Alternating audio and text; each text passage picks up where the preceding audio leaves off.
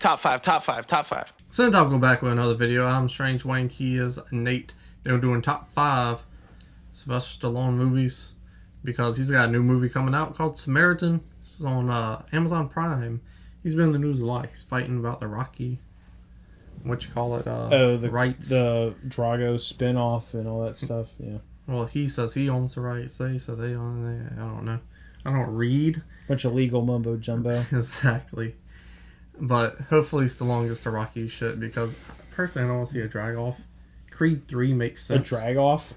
Yeah, because that's what they're doing. They're dragging it along. See what I did there? I thought it was because it was a Drago offshoot. A drag off. Sure. Creed 3 makes sense.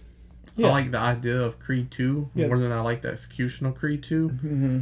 But it makes sense. The story's not done yet. Well, just like the execution, it's just like you're going for Ryan. I forget who directed it. It was a downgrade from Ryan Coogler. Yeah. Anyways, I can talk about Rocky all day. And Jaws shirt. And I can talk about that's not a movie shirt. I don't know. He's gonna tell you about social media and shit. If you scroll down to the description box below, pop it up. You'll find links to our social media accounts. Also, a link to our Coffee account and our Patreon account if you'd like to help support our channel financially. We'd very much appreciate it. And there's some cool bonus content in the Patreon specifically, so check it out. It's very cheap. We also have the thanks button right there on the YouTube page. But if you're not going to be able to do anything, subscribe because it's free. You still get to help us out. If you don't know how we do our top 5s, he's going to start with his 5 and 4. I'll give my 5 and 4, 3, 2, 3, 2. Then we trade off number 1s. And we also have something called the Zemeckis rule, which just means if we both have the same movie on our list, but one person has it 2 spots or higher, we'll save the conversation for the higher one. We don't smoke weed, so there's not a higher one. But my number 5 is going to be Cobra. I doubt that it's on your list because you probably never seen There it. might be... Okay. We might have one movie in common. Creed. And it just depends on if you lump them both together or split them up. But we'll see. Number 5 for me is going to be Cobra. Cobra for me is like Stallone going full Schwarzenegger and making a Schwarzenegger movie with the fucking one-liners and the fucking just how he carries himself. The all black, he kind of resembles the Terminator a little bit. He drives a motorcycle. He has the fucking big sunglasses like Terminator does in T2, the aviator joints.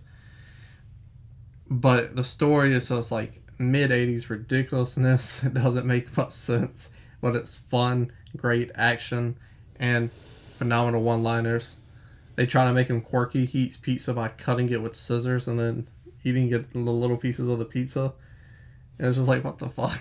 Originally, Stallone wrote this for Eddie Murphy. Huh. And they took that and made it Beverly Hills Cop. Huh. So without Cobra, there's no Beverly Hills Cop. And Strange Wang loves Beverly Hills Cop. Axel Foley's the man. Eddie Murphy's like, I won't trade that for the world. He's like bananas and tailpipes. I do the same. Different kind of bananas. Ew. Number 4 for me is going to be Copland. This Miramax classic, one of the best Miramax movies of all time, and they have a fucking great catalog of independent greats. Stallone, he gained weight. He pulled a Bobby D. He gained weight. He got fat for this role. Not fat, but he got, for him, fat. He got out of shape for this role.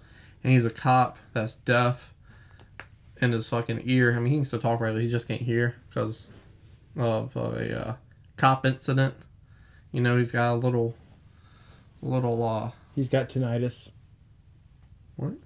Tinnitus. It's where you have like a thing wrong with your ear, Yeah. so you constantly hear like a ringing. And... Yeah, he's got that. Yeah. Check out the big brain on Brad. He walks with a... What's that called? I can't think today. Limp? Yeah, he walks with a limp, Sounds like he's not fit for duty. He's a fucking loser. He's not good enough to be in the NYPD, so he's in another borough off to the side where nothing happens, a country town, where it's safe and he don't have to worry about shooting, killing nobody. But he goes after the corruption in the NYPD, and it's just a fucking marvelous movie. At this time, Stallone was like done with the Rockies, done with the Rambo stuff, and he was kind of like trying to find his niche in Hollywood. He wants to be taken as a serious actor again, so he makes Copland in the late 90s and fucking kills. And then for some reason, just doesn't nothing ever came from it, but his performance in Copland is 10 out of 10. Just the whole nine.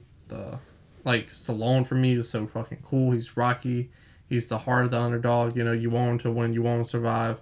The way he gets empathy in this movie, just by facial expressions, body language, and stuff like that, is impeccable. And yeah, I don't even like the police. I like that policeman. I don't like 3 policemen. Him, Axel Foley, and another guy, I forget his name. He's kind of an asshole though. Is Axel Foley a policeman? Yeah. What about He's a Shaq? detective. Shaq's an honorary deputy in some county in Florida. Ah, dude, never mind. I forgot about the Lethal Weapon boys. I love the Lethal Weapon guys. Oh, yeah, they're pretty good. Riggs and Murtaugh, they're the best. What about Eddie Murphy? Talking about Kindergarten Cop. Kindergarten Cop's very good too. Don't like Blue Street? You don't like Fuck you don't Blue like Street. Rush Hour? Fuck. There are a lot of good cops in movies. Yeah. You don't like? So. I mean, yeah, Bruce Willis. Fuck Bruce Willis. Oh, Die Hard's overrated. that's not nice. You know who else is overrated? Sylvester Stallone. You ain't shit. So this list was really, really hard for me to make because I prefer main characters that I can understand what they're saying. So, Ignorance. thankfully, I have seen 5 Sylvester Stallone movies. So this list is more so me ranking the 5 Sylvester Stallone movies that I've seen. Number 5, we got 2008's Rambo. I don't remember anything about it. I watched it in 2009, but I watched it, so it's on my list. He shoots a big gun. Yeah, well, that's nice. Number 4 for me is The Expendables. Pretty sure he's kind of like the leader of the group in those movies. Seen it once. Think I saw the second one. Don't think I've seen any of the other ones. Still couldn't understand a word he said, but it was a lot of fun action going on with a lot of people that I recognized. Ignorance. You can't believe you ain't got no love for Barney. Number 3 for me is Rambo First Blood. Again, acting is tremendous, 10 out of 10. You have this guy down on his luck, coming back from the army, and people just treat him like shit. Which is like a good and like thought-provoking film for that time period. Because that's how they treated veterans or whatnot. And then he just fucking snaps. You know, the PTSD kicks in. So you have this like calm, quiet guy, and then he goes into the PTSD scenes, then he goes into the survival action scenes. You got a little bit of range in this performance, and then you have him breaking down at the end of the film, talking to his captain or general, I don't know, military stuff. At the end of the movie, he's like, I come back, they treat me like shit, da da da da da, I'm fucking tired of it.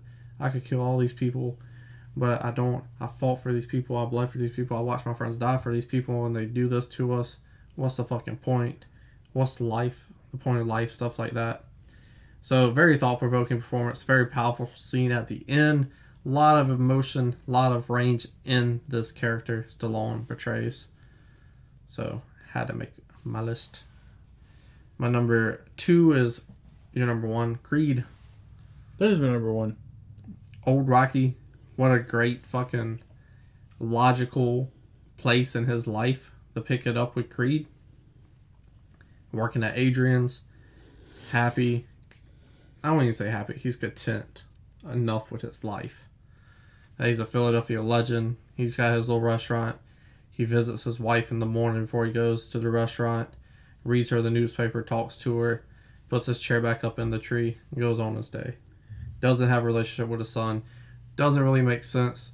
Because you fix the relationship in Rocky Balboa. How many times are they going to fall? You know? Rocky 5. Oh, I got a bad relationship with my son. Rocky Balboa. Got a bad relationship with my son. Creed 2. Oh, I got a bad relationship with my son. God damn. Come on now. You serious? But that's why you have too many hands in the pot, you know? Which I can understand why Stallone's pissed off about the whole Rocky Rights thing, but... Yeah. This performance just makes total sense, and how he plays off Michael B. Jordan, which is different from any of the other characters he's played off with, because it's modern, it's hip, it's people we know. I mean, they're not boxers, but the people we know, they listen to the music we listen to. They wear Nike hoodies and things like that. They dress like us. For him to interact with that, I thought it was a perfect combination and just fit. Yeah. Creed is an absolutely incredible movie. I love it very, very much. I like fighting movies in general. Michael B. Jordan, incredible in that movie. Ryan Coogler is an incredible director, and that he's showing it off in this film. Earlier, I said I like to have main characters where I can understand what they were saying, which is why I love Stallone in this movie so much, because he is a side character, and when you have a side character that you can't understand what they're saying, it's much better. It adds character. I can understand what the main character is saying in this movie, and I appreciate that. So, aside from it being an absolutely incredible film on its own, this is the best Stallone for me. Right on the side, where he should be. Stop that sharp in the room. So, my number 3, if you've watched any of our top 5s before, or at least somewhat consistently, you know that anytime that I get a chance to put a voice acting role for an actor on a list, I'm always going to jump to do it, because voice acting takes a lot of talent. You can't really see what's going on. You're working really hard to convey a message without being able to actually physically act it out. Although I don't know if he did mocap for this or not. But what else is really good is when you can convey character by using very few words, especially when you're specifically communicating with grunts and groans, which is basically how Sylvester Stallone talks anyways. So my number 3 is The Suicide Squad. For his stellar voice acting performance as King Shark, this movie is an impeccable, and he's a wonderful addition. And then my number 2 is Creed 2, because it's the only other Rocky movie I've seen, or the only other Stallone movie left on the list that I've seen. And again, he's a really great side character. And then my number 1 was Creed. What's your number 1? That's fucking Rocky. Oh. The greatest sports movie of all time. Won Best Picture for his performance. Life imitating art. You have him writing the script. He can't get it. Nothing done with it. You know, he's trying to direct it. He's trying to star in it. Like, how about use a star in it? And we'll go from there, pal. His career takes off after this. Just the down on his luck boxer just role perfectly fits. You know, he looks like a boxer. The way he interacts with all these other people in the film shows range of motion. You know, he can be sympathetic with Adrian, but he has to be tough around Paulie. He has this tension between him and the Penguin. What? That's who the coach is. The Penguin from Danny 1966. DeVito? No, 1966. Burns Meredith. Oh, Yeah. Okay. Fun fact, you know. Huh. Because the Penguin's fat and he's like all old and skinny. Nice. And he's talking about, you're going to eat lightning and crap thunder. Fucking, there's tension right there. So you have all these different range of emotions and relationships to work off of. And then you just have him and his dream. Everybody has dreams. And Stallone, through this character, makes him very relatable. And makes it easy to root for him because he just wants to go 15 rounds with the champ. That's all. 10 out of 10. Second favorite movie of all time. Favorite franchise of all time. Easy peasy lemon squeezy. Had to be Rocky, my number 1. Tell us down below in the comment section what's your top 5. Scroll back up, hit the like button. Your top 5's the worst. Scroll down the comment section below, hit the like button, subscribe. And yeah. You're a buffoon! Tell us down below in the comment section your thoughts and opinions. Scroll back up, hit the like button, share the video, and subscribe. This is the shittiest video we've ever done. I think that. It's not a game. It's a